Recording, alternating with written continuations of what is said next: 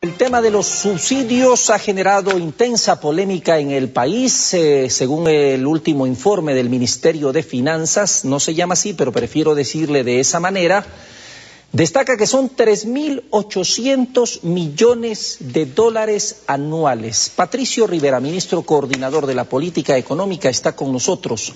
¿Cómo hacemos para que esta cantidad de dinero vaya disminuyendo y que los subsidios, que es lo más importante, que los subsidios que entrega el Estado cuando son necesarios lleguen directamente a quienes lo requieren y no como ahora que más de uno se beneficia de esto? Buenos días. Buenos días a todas y todos, siempre es un gusto estar aquí.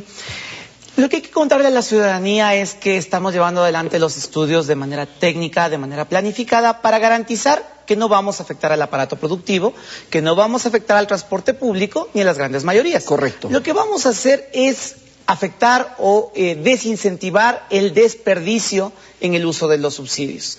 Vamos a luchar contra esa parte de los subsidios que benefician sobre todo a quienes más tienen. ¿Qué es, discúlpeme que lo interrumpa, que es totalmente erróneo?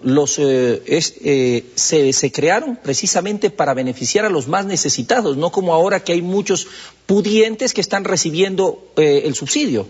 Efectivamente, lo que pasó hace décadas atrás o años atrás fue que antes de este gobierno, algunos gobiernos que trabajaban básicamente para cumplir con cartas de intención del FMI, que trabajaban para 4 o 5 familias pudientes, lo que trataban de hacer era poner ciertas reglas de manejo de la economía y también en algún momento plantearon incluso retirar los subsidios sin plantear ninguna propuesta seria sobre este tema, ningún análisis, y obviamente esto no es responsable, porque los subsidios no son buenos ni malos per se.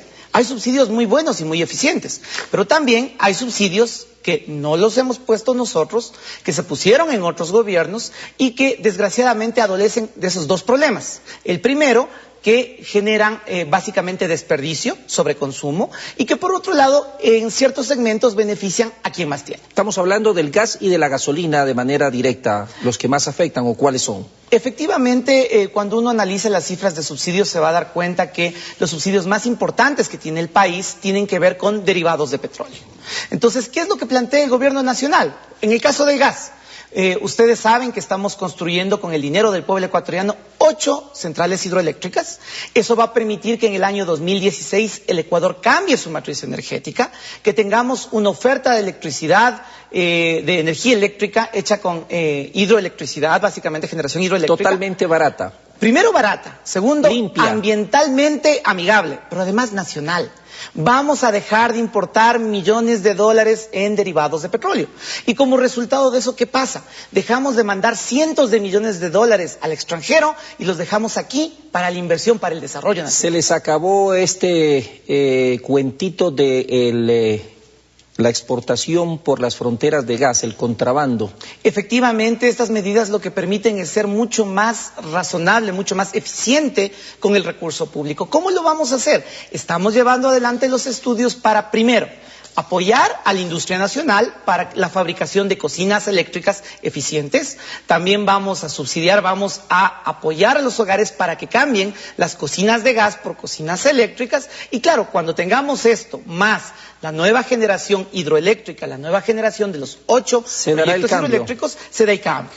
¿Qué es lo que estamos haciendo aquí? Básicamente que las familias van a poder tener energía barata, energía eficiente, energía hecha aquí en el Ecuador y obvio, el que quiere utilizar, no sé, los galones, los cilindros de gas para calentar su piscina tendrá que pagar el precio de mercado, el precio internacional. Ministro, expliquémosle por enésima ocasión a la ciudadanía cuánto cuesta al país un cilindro de gas y en cuánto se lo está entregando. Es 1.60. ¿Cuánto nos cuesta a nosotros un cilindro de gas puesto en la casa de la persona? Aproximadamente 10 veces más. Entonces, estamos hablando de $16. Aproximadamente $16. ¿Qué es lo que quiere decir esto?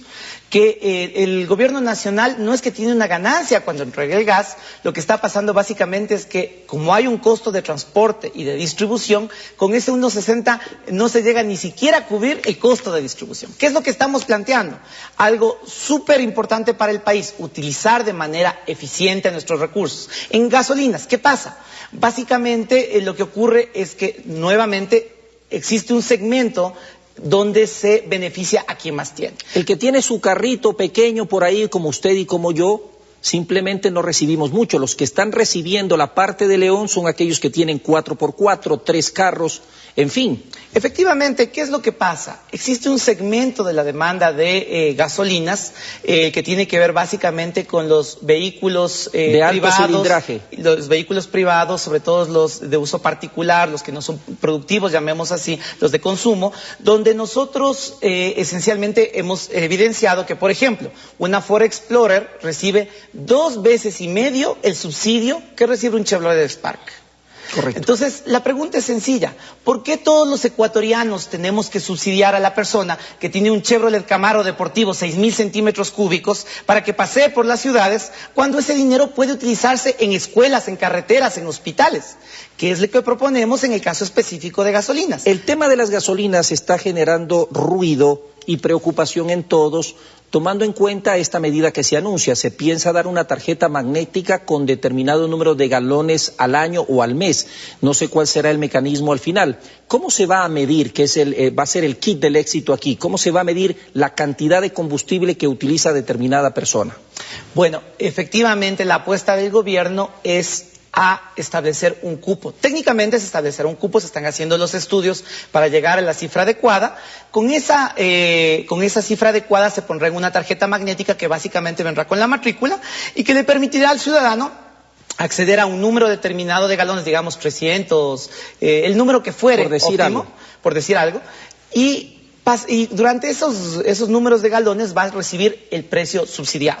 Pasado ese valor, pasado ese monto, va a tener que comprarlo a precios de mercado. Ya, que en este momento son, para que la gente tenga una idea. Aproximadamente un galón de gasolina es un poquito más del doble, el precio, el costo de producción de un galón de gasolina.